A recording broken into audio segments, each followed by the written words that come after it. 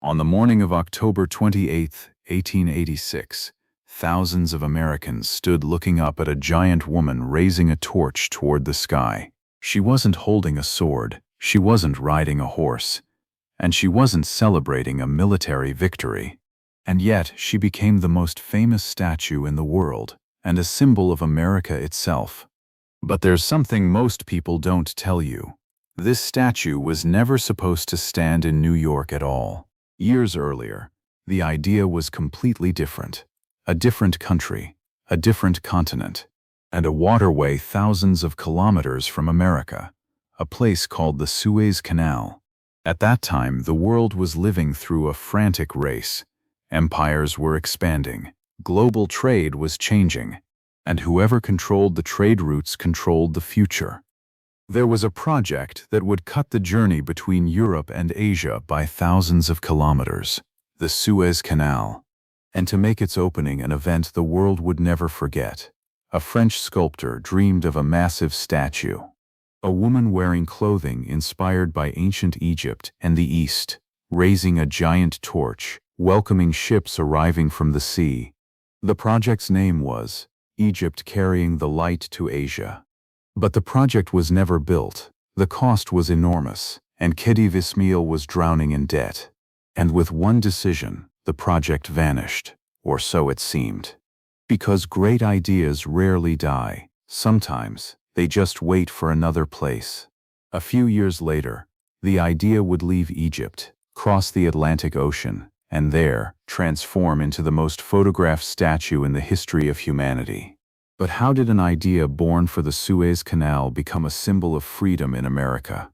And who was the man who refused to let his project die? And why do millions of people still believe today that the statue was American from the very beginning? To answer that, we have to go back to France, where the real story began, before the world knew the name, the Statue of Liberty.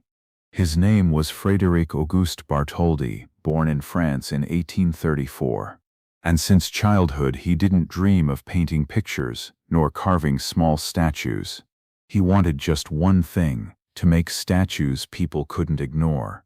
He believed that size was part of the message. The bigger a statue was, the more impossible it became for anyone to forget it. And so he began to travel. Italy, Greece, then Egypt.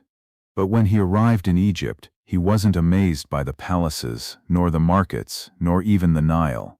The thing that stole his attention had been standing there for thousands of years, the pyramids and the Sphinx. He didn't see them as mere ancient ruins. He saw a new language. A language that said stone could live longer than kings themselves, and that a statue could become more powerful than history. And from that moment, a new obsession was born. Bartholdi wanted to create a statue no less imposing than Egypt's monuments. And a few years later, the world began talking about a project that would change global trade, the digging of the Suez Canal. A waterway connecting two seas, cutting the ship's journey by thousands of kilometers. All the world's eyes were turning toward Egypt, and Bartholdi saw his chance. He went to the officials carrying his sketches, not for a knight, nor a king, nor a military commander, but for a stately woman wearing a robe inspired by Egyptian peasant women, raising a giant torch, guiding ships to the canal's entrance. And the project's name was Egypt Carrying the Light to Asia. It wasn't a decorative statue. It was a colossal lighthouse, and a symbol of entering a new era. Bartholdi imagined seeing ships pass beside it, night and day, just as ships had passed beside the lighthouse of Alexandria, thousands of years before. But dreams aren't built on ideas alone, but on money, and money was the one thing that no longer existed. Gustave Eiffel was spending without limits, palaces, celebrations, and gigantic projects. And as the canal's opening approached, the debts grew fast. And when the project was presented, the answer was simple: no. In a single moment, the dream collapsed, and Bartholdi returned to France carrying his sketches with him. He believed his life's project had ended. But he didn't know that these same sketches would return years later, to become the most famous statue the world had ever known. But who would give him a second chance? And why was America searching for a new symbol of freedom in the first place? That's the next chapter. In 1865, the American Civil War ended, but peace didn't mean everything was fine. More than 600,000 people were killed, cities were destroyed, and families were torn apart. And an entire nation was trying to redefine itself. On the other side of the ocean, there was a Frenchman following what was happening with intense interest. His name was Edouard de la Boulaye, a law professor, a thinker, and one of the strongest supporters of the idea of liberty and democracy. He believed that the Union's victory and the abolition of slavery wasn't just a military triumph, but a triumph of an idea. The idea that liberty could win. And one evening he raised a proposal that seemed strange. He said, what if France gave a gift to the United States, a gift no one would forget, a gift symbolizing liberty and showing the friendship between the two peoples? The idea immediately delighted Bartholdi because he still kept the sketches of his project, the one rejected by Egypt. And suddenly he found a new life for them. But the statue wouldn't be an identical copy, it had to change. The Egyptian-inspired clothing disappeared, and the idea of a lighthouse guiding ships to the Suez Canal disappeared.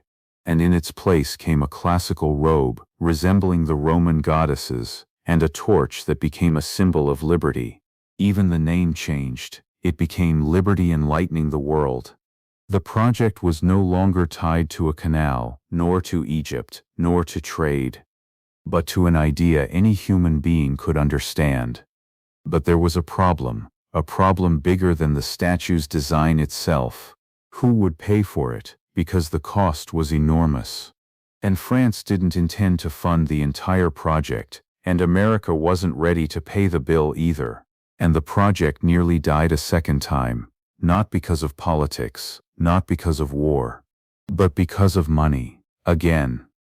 But before the dream was buried, a man appeared who would change everything.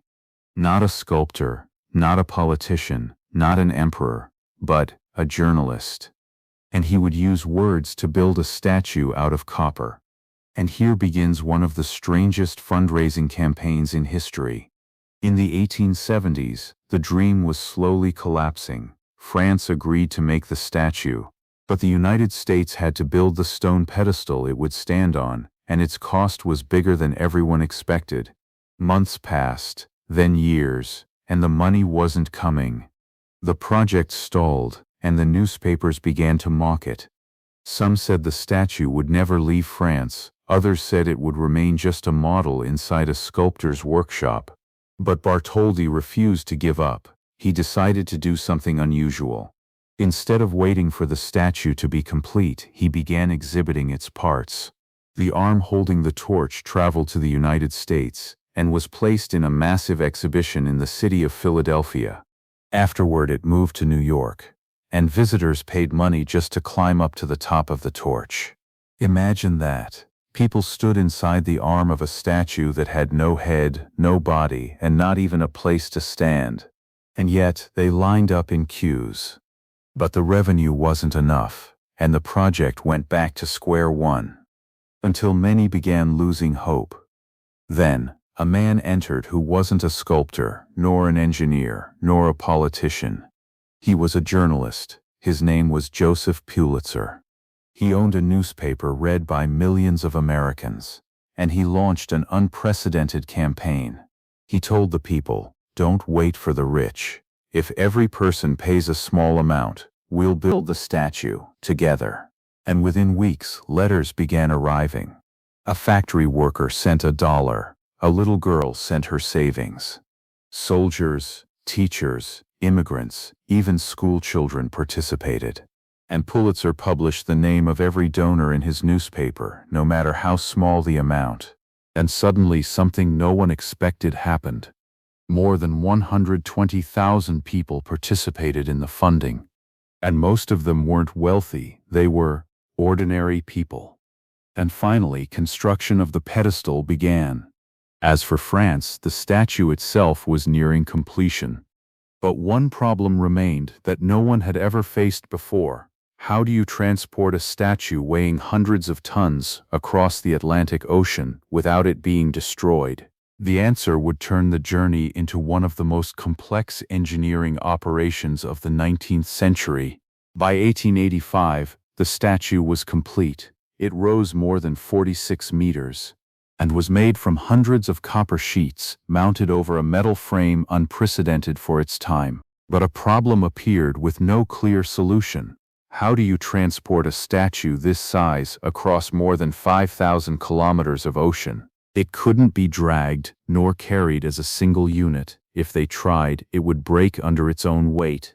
So the engineers made a bold decision. They would take the statue apart, piece by piece. The head was removed, then the arm, then the torch, then the robe, and each piece was carefully numbered so its place wouldn't be lost when reassembled. And in the end, the most famous statue in the world turned into thousands of metal pieces. These pieces were placed inside more than 200 wooden crates and sealed tightly.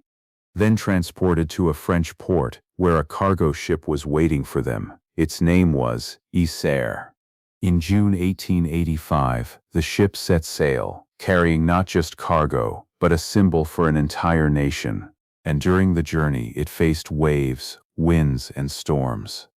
And if the ship had sunk, the story would have ended before it began. After weeks, the ship appeared before New York Harbor, and thousands gathered to watch its arrival. But what they saw wasn't a statue, it was hundreds of wooden crates. They had to wait several more months before they saw what was inside them.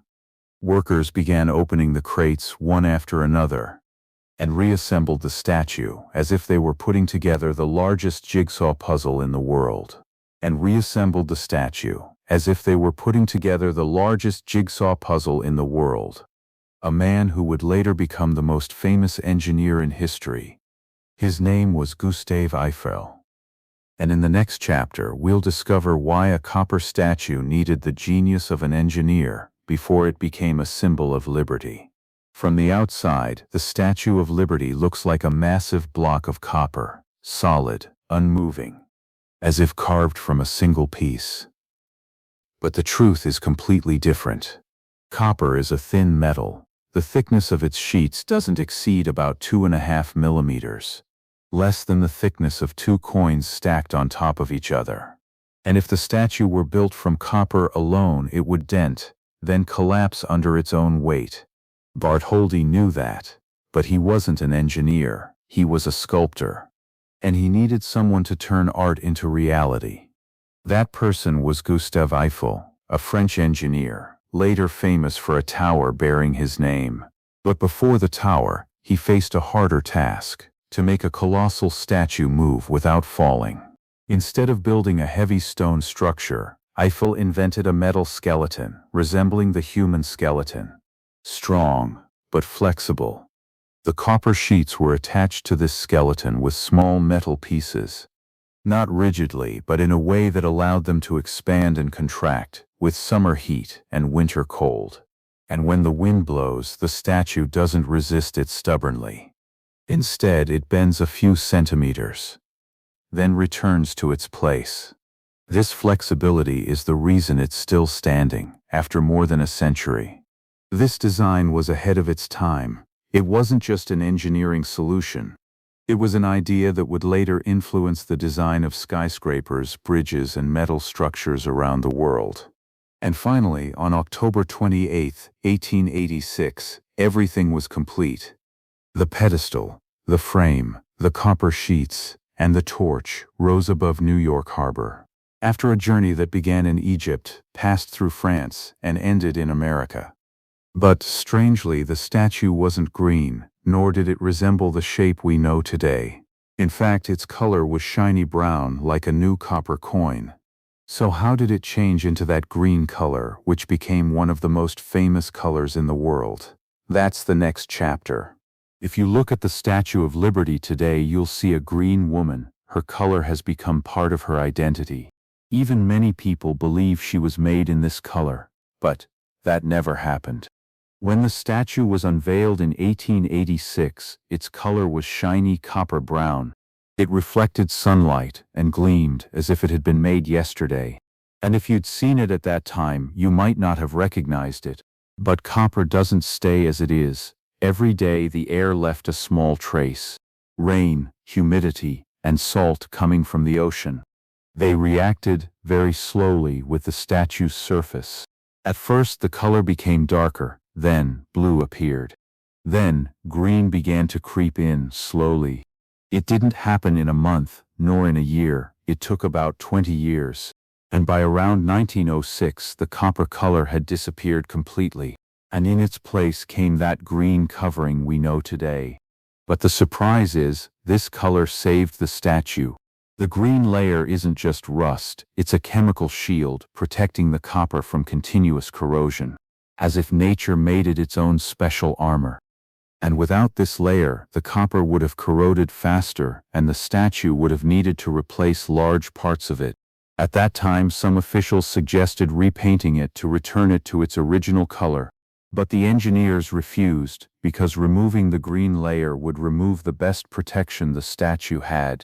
And so, what people thought was a sign of aging turned into the reason for its survival. And today, the green color has become more famous than the copper itself, and a symbol the whole world recognizes at a single glance. But the color wasn't what changed the statue's meaning the most. It was the people who passed beside it. Millions of human beings saw it before they took their first step into America. And for them, it wasn't just a statue, it was the beginning of a new life.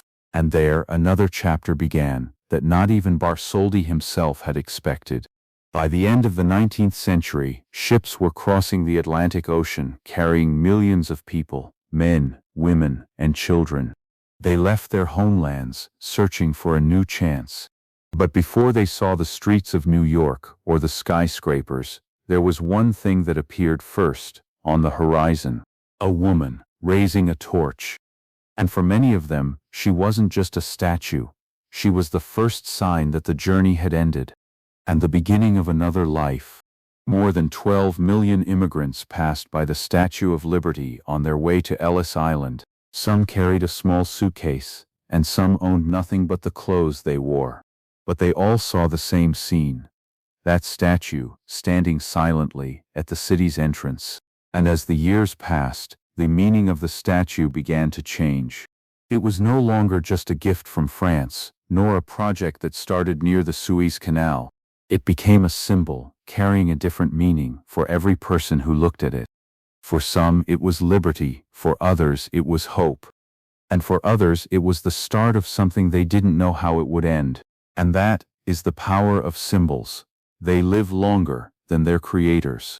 As for Bartholdi, he died in 1904, before he saw the statue become the most famous landmark in the world. And perhaps he never imagined that millions of photographs would be taken of it, nor that millions of children would learn his name in schools, nor that his rejected idea would become one of the most famous symbols in the history of humanity. But perhaps the strangest truth in this story is that the Statue of Liberty wasn't born American. It wasn't born to be a symbol of immigration. It began as an artist's dream who wanted to build a colossal lighthouse at the entrance of the Suez Canal. The idea changed, the place changed, and even the meaning of the statue changed. But the torch stayed the same. And this might be the real lesson. Sometimes great ideas don't die when they're rejected, they just wait for the right place to change the world.